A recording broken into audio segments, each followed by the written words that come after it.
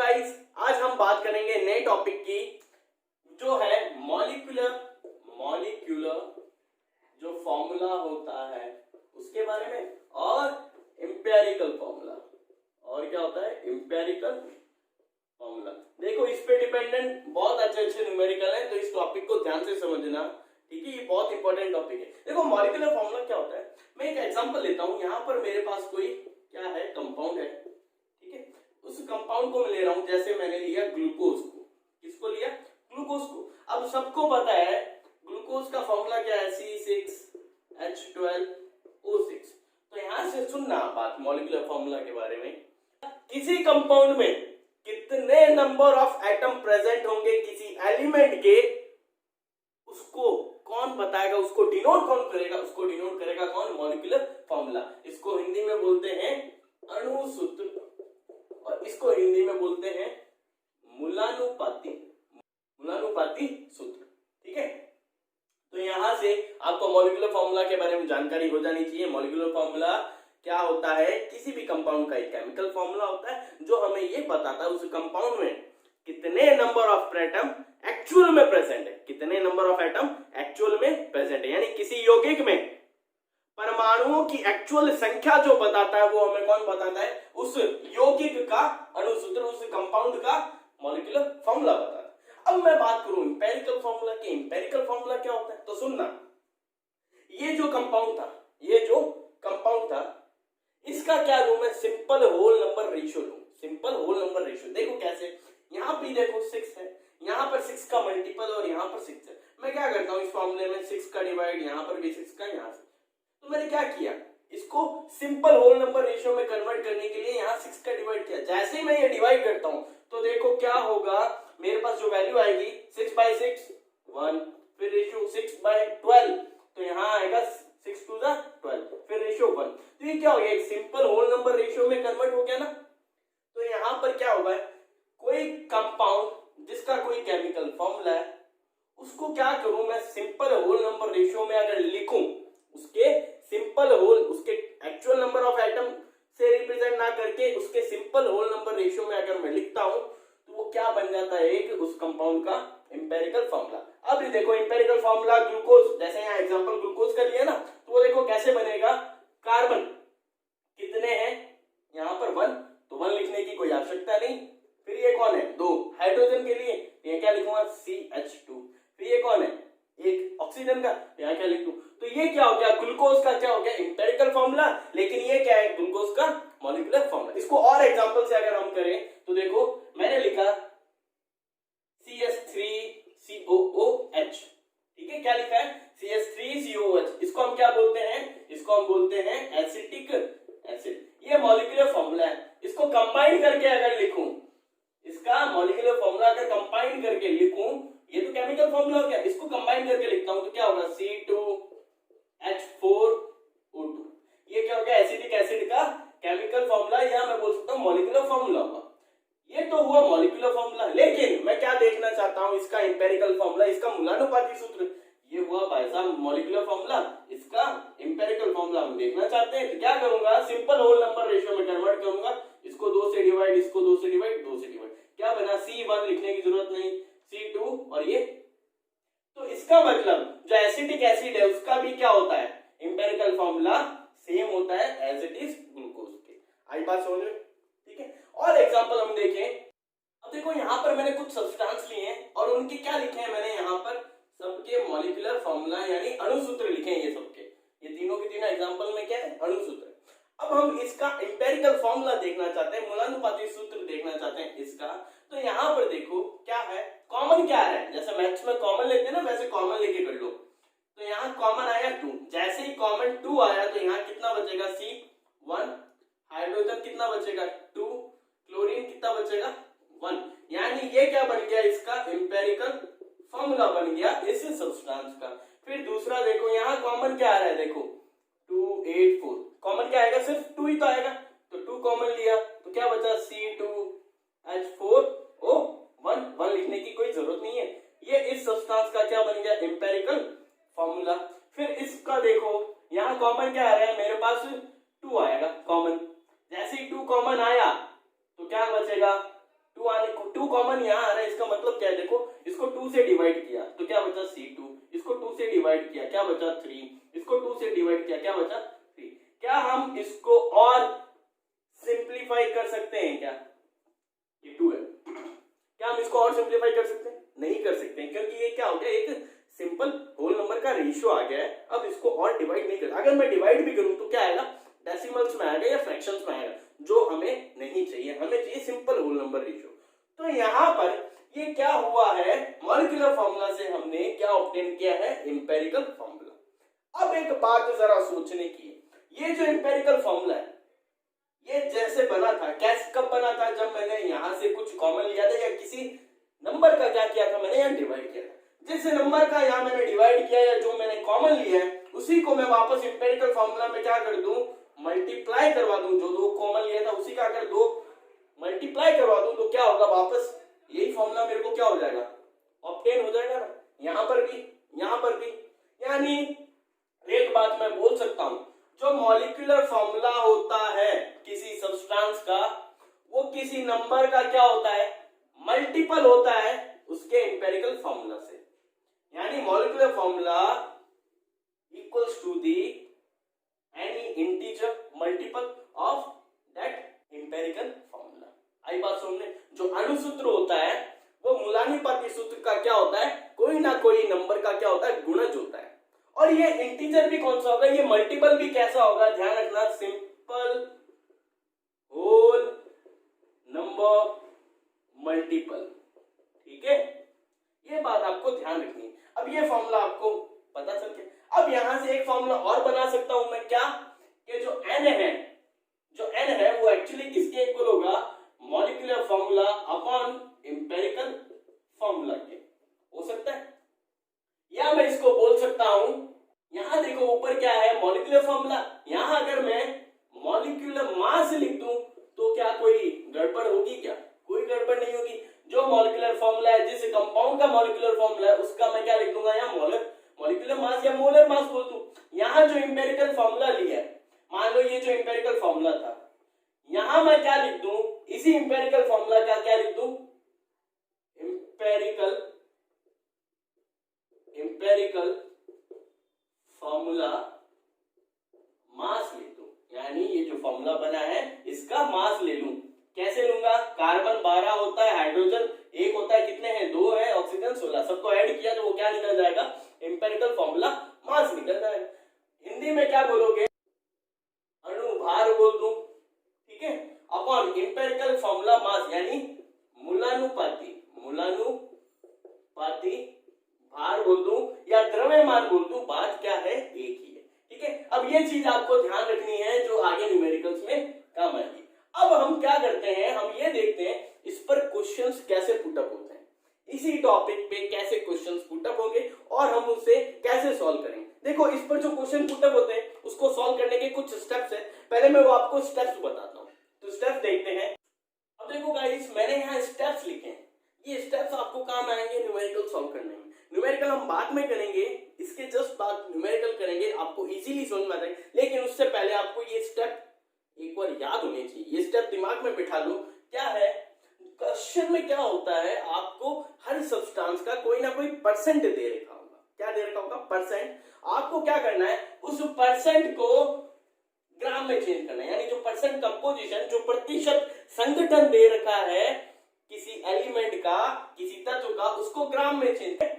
दूसरा लिखा है मैंने step, right atomic mass of each component. अब आपको क्या करना है, इसको एक टेबुलर फॉर्म में कन्वर्ट करना है। ये जितने भी स्टेप्स है ना, ये टेबल की फॉर्म में चलेंगे, वो मैं आपको करके बताऊंगा न्यूमेरिकल के अंदर इस तरीके से। ठीक है, यहाँ क्या लिख दिया मैंने, यहाँ परसेंट कंपोजिशन या मास लिख दिया। फिर जो नेक्स्ट होगा ब्लॉक, उसमें मैं लिखूंगा atomic mass of each component. जो भी मेरे पास एलिमेंट दे रखे होंगे मेरे को, उसका क्या लिखूंगा मैं, एटॉमिक मास लिखूंगा दूसरे में। फिर क्या फाइंड करना, फाइंड नंबर ऑफ मोल्स। अभी मैंने आपको नंबर ऑफ मोल्स बताया था, कुछ mass of any substance upon molecular mass of that substance, ये था।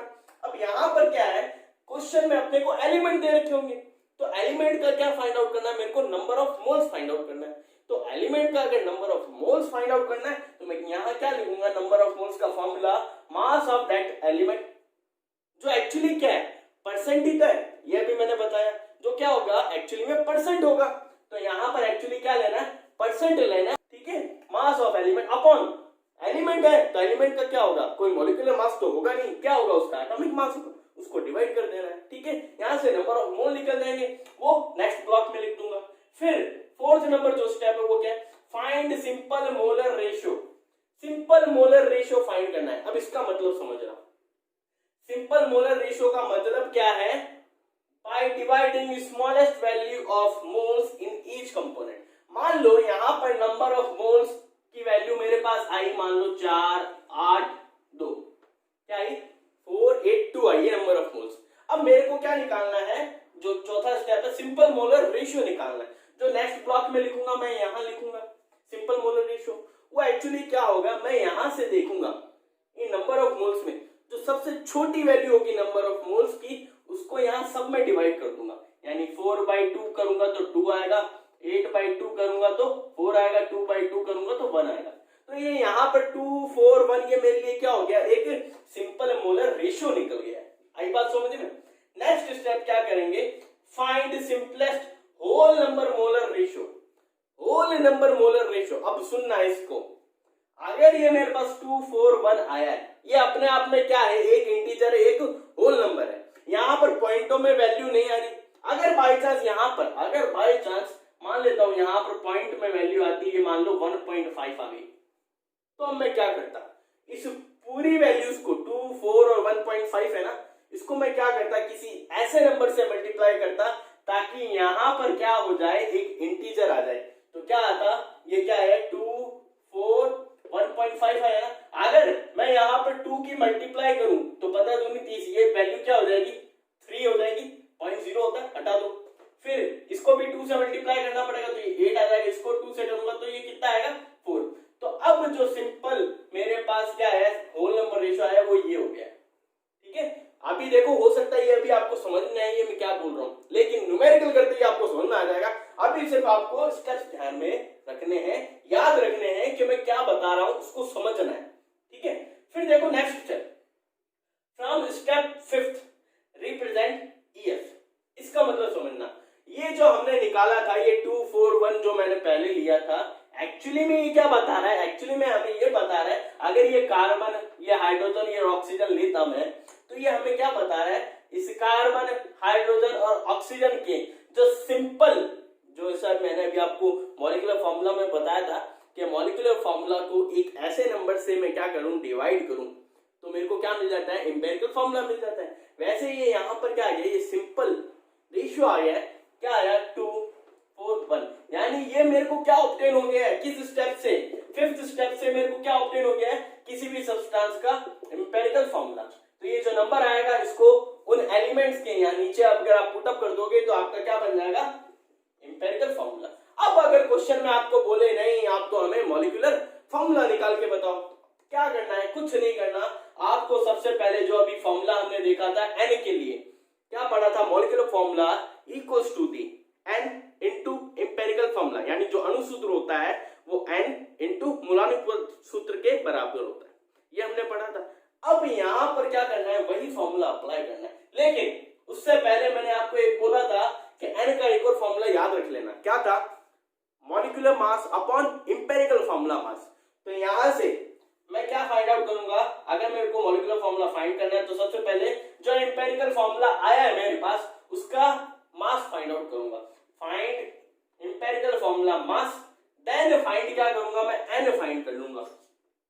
जैसे ही एन फाइंड हो जाएगा तो मैं अब क्या सिंपल अप्लाई कर दूंगा, molecular formula equals to n into empirical formula, इससे मेरे पास किसकी वैल्यू आ जाएगी, मॉलिक्यूलर फॉर्मूला आ जाएगा मेरे पास। इस तरीके से हम क्या करेंगे, स्टेप्स को ध्यान में रखते हुए क्वेश्चंस परफॉर्म करेंगे। अब मैं क्वेश्चंस लेता हूं, देखो फर्स्ट क्वेश्चन आपको स्क्रीन पे दिख रहा होगा, पहले आप इसे अच्छे से पढ़ना। अब मैं इसको यहां समझाता हूं, देखो क्वेश्चन क्या बोल रहा है, आपके पास कोई कंपाउंड है जो कार्बन हाइड्रोजन और ऑक्सीजन से मिलकर बना है, आपको कार्बन का परसेंट कंपोजिशन दे रखा है और हाइड्रोजन का परसेंट कंपोजिशन दे रखा है। अब आपको क्या बोला है, इस कंपाउंड का एक तो मॉलिक्यूलर फॉर्मूला फाइंड करना है, दूसरा उसका एम्पिरिकल फॉर्मूला फाइंड करना है। अब हम यहाँ क्या करेंगे, हम परसेंट कंपोजिशन देखेंगे। देखो मैंने आपको बोला बोला था एक चीज, कोई भी कंपाउंड अपने आप में क्या होगा, 100% होगा। क्या होगा अपने आप में 100%, जिसमें कार्बन 40% दे रखा है, हाइड्रोजन 6.67% दे रखा है। अगर कार्बन हाइड्रोजन ऑक्सीजन से मिलकर बना है ये, तो ये पूरा का पूरा 100% कंपोजिशन फॉर्म करेगा, हमें पता है।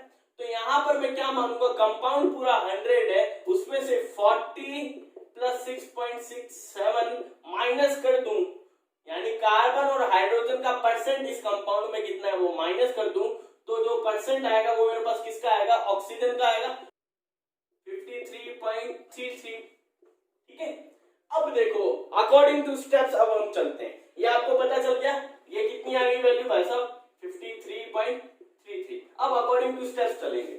मैंने आपको क्या बोला था, हमको क्या करनी है, एक टेबल ड्रॉ करनी है। ये मैंने क्या कर ली, एक टेबल ड्रॉ कर ली। ठीक है, यहां पर सबसे पहले मैं क्या लिखूंगा, जो फर्स्ट ब्लॉक है यहां लिखूंगा परसेंट कंपोजिशन।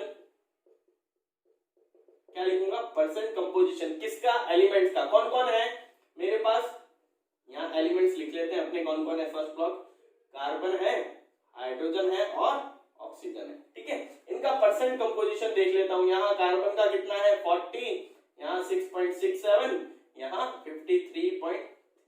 देखो क्वेश्चन में परसेंट कंपोजिशन ना देकर के वो आपको मास भी दे रहे थे, तो बात एक ही है। ठीक है, फिर जो नेक्स्ट ब्लॉक होगा, पहला स्टेप कंप्लीट।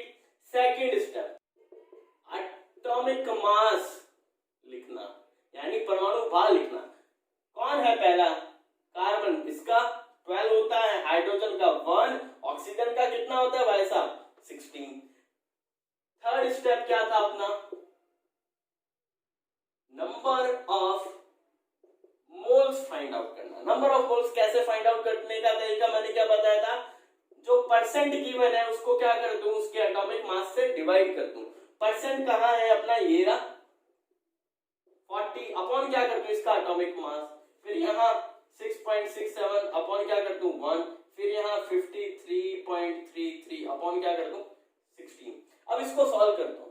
जब मैं इसको सॉल्व करूं तो इसको मैं क्या करूं, थोड़ा बड़ा करूं ब्लॉक को। अब आपको क्या करना है, इसको सॉल्व करना है। मैं यहाँ वैल्यू लिख देता हूं। जब आप इसे सॉल्व करोगे तो आपके पास वैल्यू आएगी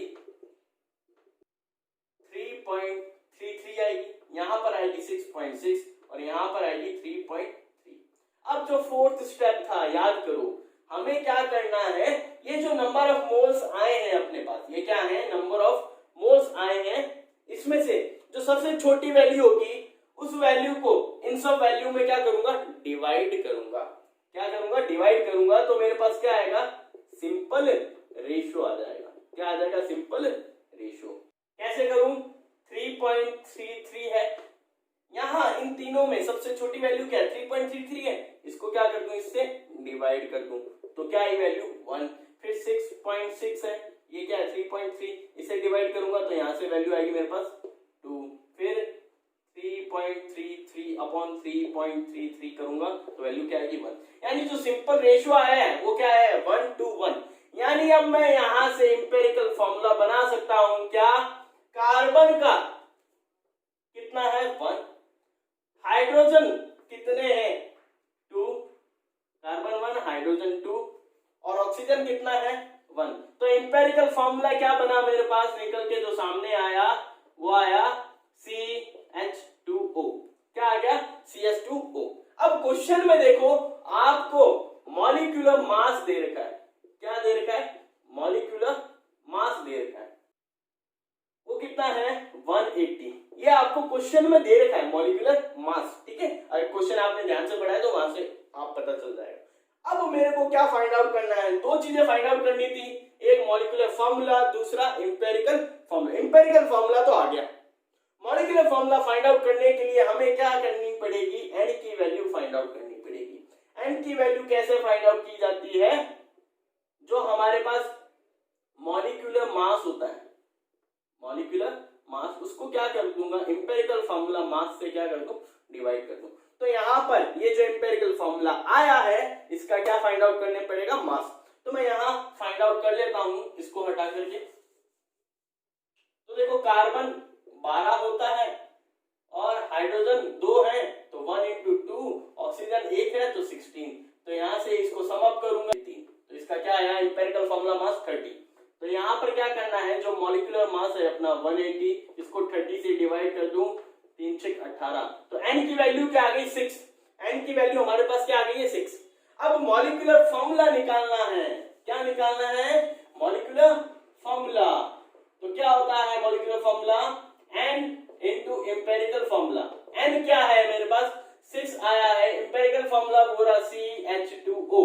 क्या करूं, इस 6 को यहां मल्टीप्लाई कर दूं तो क्या आएगा C6H12O6।